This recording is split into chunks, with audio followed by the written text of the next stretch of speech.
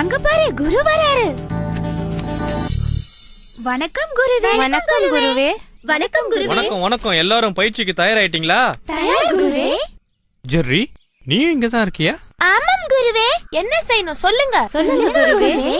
நாம இன்னைக்கு ரொம்ப கடினமான பயிற்சி எல்லாம் செய்ய போறோம். இந்த பயிற்சி எல்லாம் செய்ய முதல்ல நாம மனசை எந்த சிந்தனையும் இல்லாம ஒருநிலைப்படுத்தணும். ஒரு நிலைனா என்ன குருவே? ஜெர்ரி, உனக்கு தெரியலையா? ஆமா குருவே. ஒரு நிலைன்னா என்ன குருவே? ஒரு நிலைனா நாம செய்யற வேலையில முழுமையான கவனம் செலுத்துறது தான். இப்ப புரிஞ்சுதா உங்களுக்கு? புரிஞ்சது குருவே. சரி சரி, அமைதி. இப்ப நான் பயிற்சிக்கு சில விஷயங்களை தயார்படுத்த போறேன். அது வரைக்கும் நீங்க அமைதியா இருக்கணும்.